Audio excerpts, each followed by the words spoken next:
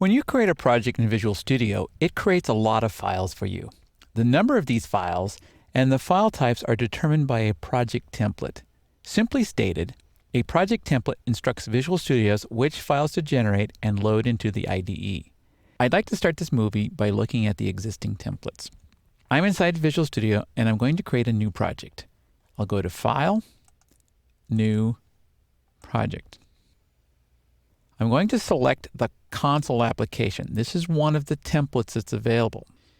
There are Visual Basic templates and C# templates, C++ templates, and many more.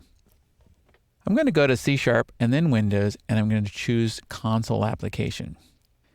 Next, I have to pick the location on my hard drive where to put these files. Choose a location that makes sense for your application. For my application, I'm going to browse out to my Chapter 6 folder, and then Chapter 1. I'll call this one Console Application 1, accept the defaults. Now what I want you to see is that the template loaded a file called program.cs. And there's also another code file that's hidden inside this properties folder called assemblyinfo.cs. So it created two files for me. Now, if I create a different kind of application, let's say I add another new project and choose WPF, this template loads more files. It loads something called app.xaml and app.xaml.cs. It also created two files that start with the name main window. And if I create a web application, like this ASP.NET web application, again accepting the defaults here, I get dozens of files. I get a folder called account and one called styles and a number of ASPX files. These are all coming from different templates. So where are these templates stored? Let's go take a look. I'm going to switch over to Windows Explorer and I'm going to go into my program files folder. On my machine, I'm using the one that's entitled x86. And then I'm going to scroll down and find Microsoft Visual Studio 10, the Common 7 folder, IDE. Then I need to scroll down and find the Project Templates folder. And now I can finally see the different template areas.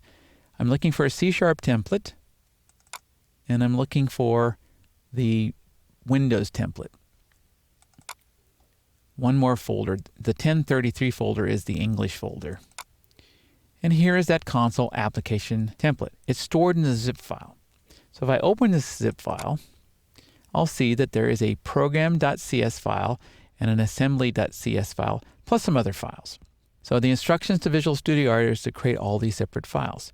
Now let's see what happens if I double click on this program.cs file. It loads it inside Visual Studio. On your machine, it may not load it into Visual Studio. It might use a different tool to open the file. It should use some text editor though. And now let's take a look between this file and the program CS that was created when I ran the template. Here, I ended up with a namespace called Console Application 1. In the template, there is a token sitting in here that's replaced when the template is unwrapped. This means to go figure out what the name of the project is and put it here. Also note there's an if statement up at the top that says if the target framework version is greater than or equal to 3.5, then add an additional using statement. So on my file, you can see that system.link was added because I created a 4.0 version of the console application. Now the nice thing about templates is that you can create your own templates. I have some friends that have a consultancy and they create the same projects over and over again for their clients. If you were to find yourself in this situation, you might consider making your own custom project or item templates. I'm going to start by creating a custom item template. I'm going to go over to my console application. And I think before I do that, I'm going to close all these windows. So in Visual Studio, I can go to the Windows menu and then choose Close All Documents. Then I'm going to go to my console application and I'm going to say Add Class. And I'm going to call this one Boilerplate Class. Next, I'm going to put some of the known template tokens in here. I'm going to create a comment that says created on, and then I'll use one of the tokens. Move down to the next line.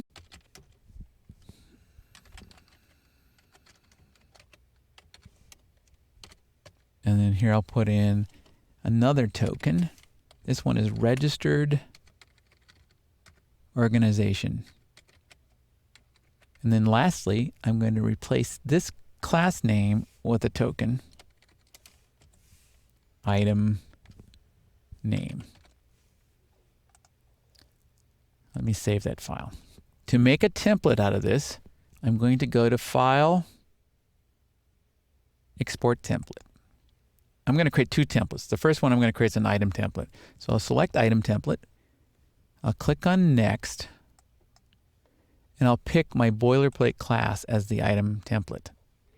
And then click Next. Here I can add references. When the user uses my template, it's going to add these DLLs in the references folder. Let me pick those three. Then I'll click on Next. Here I give my template a name. I'm going to call this one boilerplate class.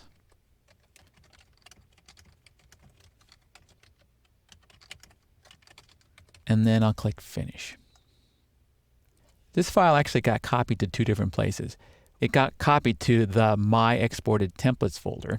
It also got copied to my Visual Studio folder inside the My Documents folder.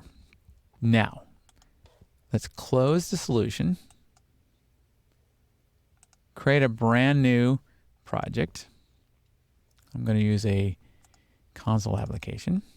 And then I'm going to right click over here and say Add New Item. And there's my boilerplate class. So I'll choose that one and click Add.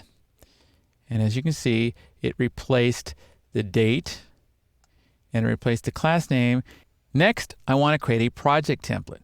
So let me close this solution and not save the changes. And then I'm going to go and open an existing project that I already have. I'm going to say Open Project Solution. I'm going to open this project in the InfoReader folder called InfoReader.solution.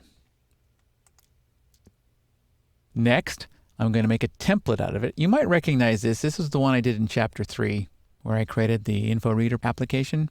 It's got a database and a picture and an XSD file and a XAML file.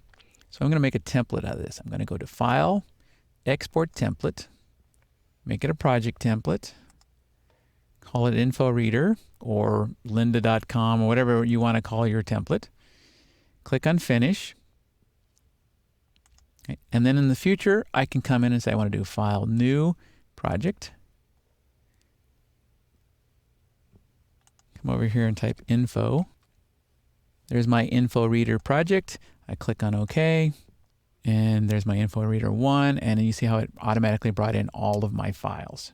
So as you can see, the export feature makes it dead simple to create your own item and project templates.